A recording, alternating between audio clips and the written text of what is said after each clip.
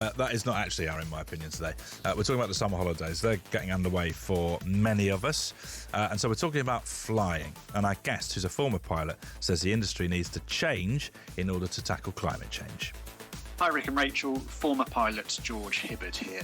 And in my opinion, it's time for the aviation industry to transform to tackle the climate crisis. I love my job, flying across Europe and beyond, but I had to walk away when my concerns about the environment got too much. The industry's green promises aren't enough.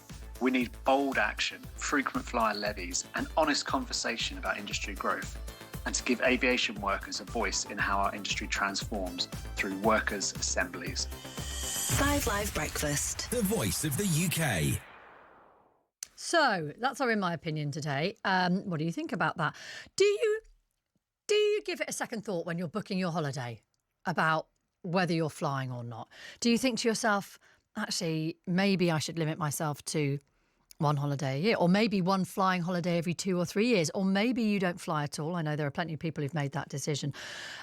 Also, I'm not sure if he's really directing this at business travellers, because we're often told they're the ones who are most responsible, the frequent flyers who are kind of hopping on a plane every couple of weeks. He's sort of talking about people going on sort of multiple holidays, maybe. What is a frequent flyer? Now, Airlines UK and the International Air Transport Association both say the industry is on a path to net zero by 2050.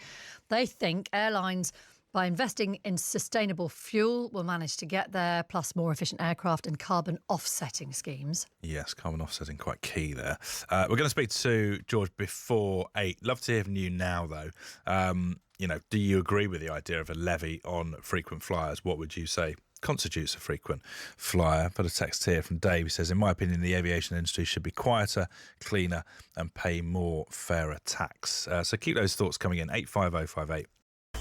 5 Live Breakfast. The voice of the UK. Now, Airlines UK and the International Air Transport Association both say the industry is on a path to net zero by 2050. They claim that airlines are already investing in sustainable fuel, more efficient aircraft and carbon offsetting schemes. We're going to speak to George before 8 o'clock. I'd love to hear from you now, though. Do you think a levy of frequent flyers would be fair? Lots of you are already texting. On today's, in my opinion, 70% of flights taken by 15% of the population.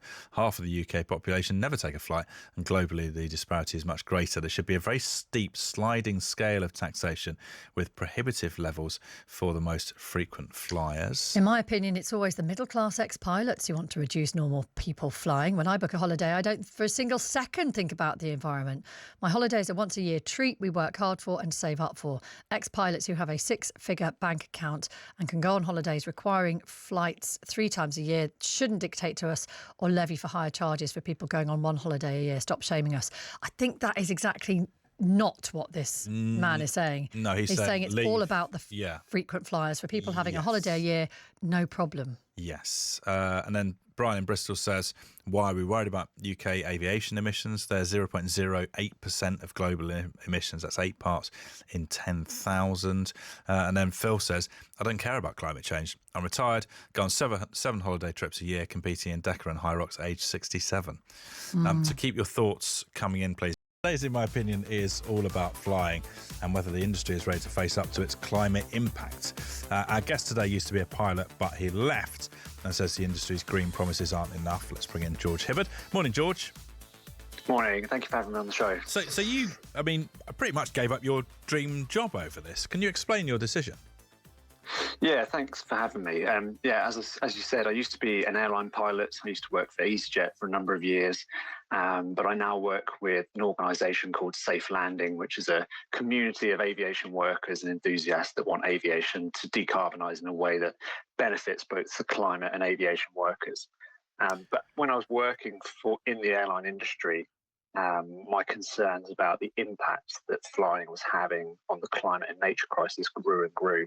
And outside of work, I was becoming more anxious with something called climate anxiety. But at work, I could compartmentalise that part of me and operate safely. But it was in 2021 when I flew over a wildfire for the first time that I was confronted directly with the impact the industry was having. And I could no longer separate those parts of me, and I lost my medical in 2022 due to the climate anxiety, and I left. On decarbonising the industry, the International Air Transport Association has this Fly Net Zero plan. It's committed to reach net zero by 2050. So you've got the airlines investing in cleaner fuels, in better routes, better planes, all in service of trying to achieve net zero. Is your feeling that it's just not happening quickly enough? Is that? But the industry also doesn't have a great track record. Since the year 2000, it's missed all but one of the efficiency and emissions targets that it set, or it's quietly abandoned them. But this isn't a failure of the workforce, it's a failure of governments to regulate the aviation industry sufficiently and to invest in the technology needed to decarbonise. Because the industry is full of really highly skilled, passionate workers that want to do good in the world and want to be proud of their industry. And that's why in Safe Landing, we want to give them a voice in how our industry transforms through these processes called Workers Assemblies that we are pioneering. And how would a frequent flyer levy work? This is something that you've spoken about. Who would qualify as frequent flyers? Are we talking about business people? Are we talking about sort of people who go on multiple holidays? Who is it? There's a number of different frequent flyers. There's sort of regular frequent flyers, which is about people who take 3 flights a year, or there's ultra frequent flyers that take 6 flights a year or more. But what we can do as an industry is we can reduce the amount of emissions that are going out into the atmosphere in a really fair way by implementing these frequent flyer levies, whereby the average person that flies only once a year doesn't really get impacted by it. But the people that fly lots and lots will pay a disproportionately higher amount. And that's a good thing, because that money can be pumped back into the research and development of low carbon technologies in aviation, but it can also be pumped into low carbon ground transport like trains and buses to make them cheaper. And the great thing about it is these frequent flyer levies have overwhelming public support. Do you think that the industry has been guilty of greenwashing at all? Yeah, I think there's been a lot of misinformation pumped out by industry leaders to justify the industry continuing to grow. And in fact, aviation, along with animal agriculture, in a few years' time, will be the biggest emitter of carbon dioxide.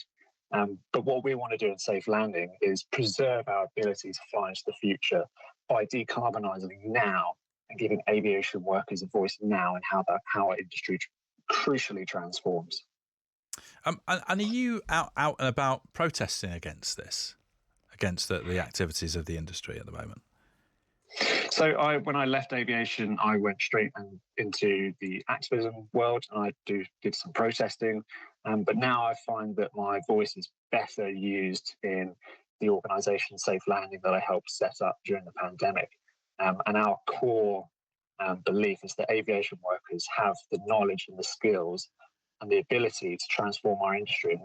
And what we really need to do now is give them a voice by getting governments to commission workers' assemblies so that we can transform the industry in a way that really benefits climate and workers. And that's something in Safe Landing. We're running our own workers' assemblies. We have one in September that we're organising for people across the industry to come together and form this positive worker-led vision for the future of aviation.